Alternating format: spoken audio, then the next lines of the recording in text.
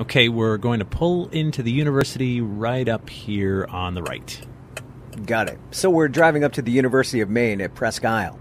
We're about 10 miles from the Canadian border, so that's pretty far up north. I love that the motto of the University of Maine at Presque Isle is, quote, north of ordinary. I'd say we're north of almost everything, Jeff. Good point. Okay, let's park right over there by the Northern Maine Museum of Science.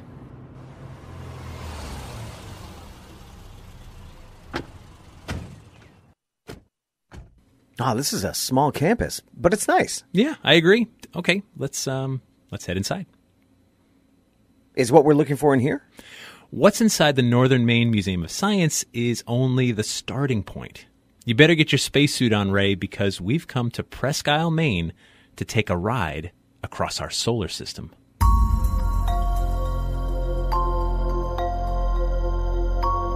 Hello, I'm Jeff Belanger. And I'm Ray Auger. Welcome to episode 202 of the New England Legends podcast. If you give us about 10 minutes, we'll give you something strange to talk about today. We're on a mission to chronicle every legend in New England, one story at a time. From weird monsters, ghosts, odd history, aliens, to roadside oddities. We love scouring the northeastern United States looking for the croutons in the salad that is New England. Now, before we begin our intergalactic journey, we want to take just a minute to tell you about our sponsor, Oddity Herbals. And when you're traveling through space and time, you're going to need to take a few comforts from home. If it's me on board the spaceship, I'll be sipping some lemon sun tea as I gaze out the window and watch the stars zip by. It's got lemongrass leaf, green tea leaf, lemon peel, honey granules, and stevia leaf, among other all-natural ingredients that give it that citrus flavor with a hint of sweetness. And to keep us breathing right in our rocket ship, I'll bring along some 4 Directions balm from Oddity Herbals. This soothing balm contains herbs that warm the skin as it releases vapors that help keep my nose open when I'm feeling stuffy, you know? I do know. And Oddity Herbals has so many great products that have become part of our daily lives. Teas, balms, all-natural no-skeeto repellent, sage, and so much more. These are herbal remedies from Mother Earth. Check out Oddity Herbals' website to see all their great products, and you legendary listeners, you get 20% off your order when you use the promo code LEGENDS20 at checkout. Visit NuwatiHerbals.com, that's N-U-W-A-T-I, herbals, with an S.com. All right, Jeff, when I think of space travel, I think of Cape Canaveral in Florida. Sure, yeah, I get that. But I get that there's plenty of space connections to New England. Alan Shepard, the first person from the United States to go into space, was from Derry, New Hampshire, just to name one connection. Right, but this is different. I'm talking about taking a trip from the sun out past Mercury, Venus, Earth, Mars, and so on. All right, well, how do we do that? It all starts right here at the Northern Maine Museum of Science. Go ahead and give this plaque a read. All right, so it says, you are part of Northern Maine's Aroostook County 40-mile-long scale model of the solar system. At this scale, 1 mile along U.S. Route 1 equals the distance from the Earth to the Sun, known as the astronomical unit. The Sun is located at the Northern Maine Museum of Science at Folsom Hall on the campus of the University of Maine at Presque Isle. Pluto can be seen at the Holton Information Center just north of the Interstate 95 interchange.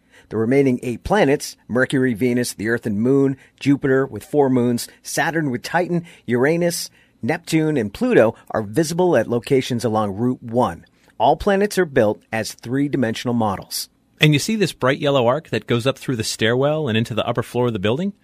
If we were to complete that arc into a full circle, it would be the scale circumference of the sun. Now, I don't mean to brag, but when I was in 5th grade, I too built a model of the solar system using styrofoam balls that I painted and coat hanger wires that I bent to connect all the planets. Was your model 40 miles long? Mine wasn't even 40 inches long, but I did get a B+ on it. Well, I've got to see this. Yeah, I don't have my solar system model from childhood anymore. No. The 40-mile one. Oh, that makes more sense. Okay, sorry. All right, let's head back out to the car, and we'll take a ride.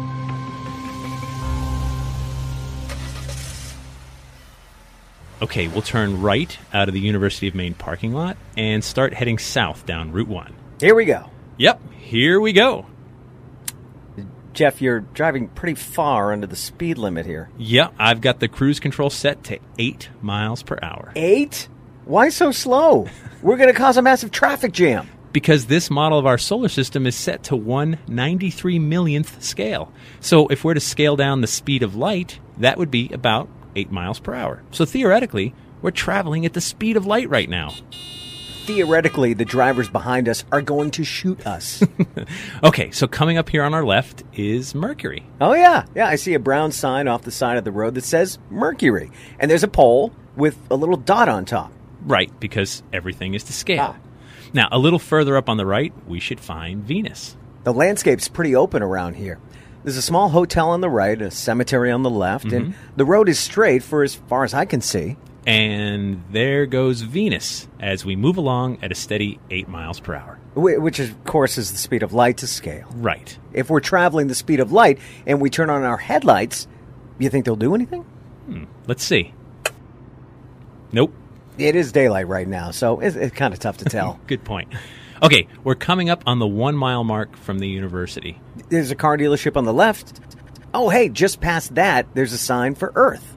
It's blue and green, of course, and about the size of a softball, and maybe 10 feet or so away from Earth is a second pole with a scale model of the moon on top, and that's maybe the size of a golf ball. But who put this thing together anyway? I mean, we all made these models in elementary school, but this is a whole other scale. As we make our way to Mars, let's get Professor Kevin McCartney, Ph.D., on the phone. I'm just known as Kevin, and I am a professor of geology at the University of Maine at Presque Isle, and one of the people who's coordinated the solar system model. Okay, we'll call you Kevin. We appreciate that. Thanks. We're calling Kevin at the Old Iron Inn Bed and Breakfast in Caribou, Maine. We appreciate you taking the time to talk to us about your model as we make our way along Route 1. So, Kevin, how did this project come about? The model idea developed in the late 1990s, and construction began in 1999, and it took 4 years to get all the various components built, with the formal unveiling in 2003. I'd like to know why this scale? 40 miles? Why not something bigger, or smaller for that matter? Well, the scale is the most logical scale for a model, here in the United States at least, which is 1 mile along Route 1, equaling what's called an astronomical unit, which is the distance from the Earth to the Sun. So from the Sun, which is at the University of Maine at Presque Isle, the Earth is a mile away, and then everything else is to scale by distance and diameter. Which explains why we're traveling at 8 miles per hour. It takes just over 8 minutes for the sun's light to reach the Earth. Okay, coming up on the left, I see another brown sign. This one looks like Mars. It's in front of a large grass lawn with not much else around it except a wooden sign behind it. As the legend of the giant-scale solar system has grown, it's attracted school groups, astronomy clubs, and tourists, all willing to drive 40 miles to tour our solar system. Maybe for the sake of brevity, Jeff, we could speed up the car beyond light speed, maybe to, say, the speed limit, which is 55 here. All right, fair enough. There you go. This planetary journey won't take too long now, and in fact, there goes Jupiter. These signs of planets all seem to be on different properties. How did you guys coordinate that? All the sites are on private property. I and other community leaders went down the road and talked to people, and in some cases, of course, you know, the planets have slightly elliptical orbits, so there's a little bit of wiggle room, and then you have the left side of the road or the right side of the road. So we had some options, and there was always a landowner who said, sure, planets are all 55 feet off from the center line of the road to the right or left, and various of the sites have changed ownership over the course of time. No issues. It's something I think everybody in the county appreciates. We're now passing into the town of Westfield, Maine, so be on the lookout for Saturn coming up on our left. Oh, and there it is. Yeah. Someone made a cute little park with a bench around Saturn. And there's Saturn's moon, Titan, on a pole, maybe about 20 feet or so away from Saturn. From here, there's going to be a lot more space between planets. We're now passing through the town of Mars Hill. Now, the irony isn't lost on me that the planet Mars couldn't be placed in this town because they were sticking to the proper scale. Right. And the next town up is Blaine. And now crossing into Bridgewater. And coming up on our left... I already see it by a little flower bed and bench. Where? Right there, Jeff. I see Uranus. Oh, grow up, Ray, really? Yeah, I know. It's hard to resist. I get it. Still, all the models look like they're in pretty good shape. Kevin, has there ever been any problems with vandalism or anything like that? We've had actually no real vandalism to speak of. I think some people tried to crawl up the post of Saturn's moon Titan and bent the post, and I had to replace that once upon a time. I have a moon on Jupiter that we still need to replace. It's either fallen apart or somebody put a bullet into it or something. Now, Kevin explained to us that various planets are often coming down for repairs, repainting, or in some cases, the landowners might be building out their parking lots and need to temporarily take down the models until that's finished. But they all get put back into place eventually. Heading further south on Route 1, we're now passing into the town of Monticello and on into Littleton, Maine. And up here on the right... I see it. Neptune. Yep. There's the brown sign and the bluish planet right in the front of a small farm field. Now, from here, we need to drive all the way down to Holton, Maine, just where Route 1 meets Interstate 95. Make sure your seatbelt is secure, Ray, because this ride is about to get controversial. Oh, why? Because the end of our 40-mile journey will be Pluto. Oh, I get it. Kevin McCartney said this model was finished in 2003. Right. Okay, let me grab my phone and Google something here. All right, looking it up. Mm-hmm. Back in August of 2006, the International Astronomical Union, or IAU, officially downgraded the status of Pluto to that of a dwarf planet. So do they have to take this final model down? When that decision was reached, I knew nothing about the ongoing debate at the time, and all of a sudden, me in my office at the university, I got deluged by a dozen or more phone calls in very quick order from press internationally asking, what are you going to do about Pluto, now that Pluto is no longer a planet. 2006 was also the year that the New Horizons spacecraft was launched with a 6-month recon mission to Pluto. So Kevin decided the now dwarf planet could stay where it is, but a second Pluto was added at 33 astronomical units from the Sun because that's where New Horizons was going to meet Pluto. Because Pluto has a more elliptical orbit than other planets. Right. And it gets a lot closer and a lot farther. And so now we have 2 Plutos. But no matter what you label it, I sleep better at night thinking of it as a small planet. And that brings us to the end of our intergalactic 40-mile odyssey.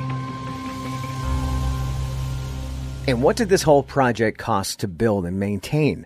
Now, according to Kevin McCartney, it cost nothing. Whoa. Everything was donated, built, and maintained by volunteers. So now we've covered 93 million miles in just over 10 minutes. That's not bad. And traveling well in excess of the speed of light for most of it. Now, if we're scaling speed, then yes. This Maine model is the second largest solar system model in the world. The first biggest is in Sweden, but those who've seen both seem to like Maine's better because of its subtlety. Now, if we weren't paying close attention, it'd be easy to drive right past some of these markers. No, that's totally true. But still, I love when people look at their community and decide to make something different and interesting, something that others talk about.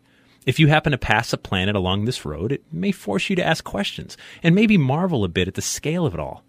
Think about it. Everyone you've ever known or ever will know all live on this tiny, fragile ball about the size of a softball near a car dealership on Route 1 in Presque Isle, Maine.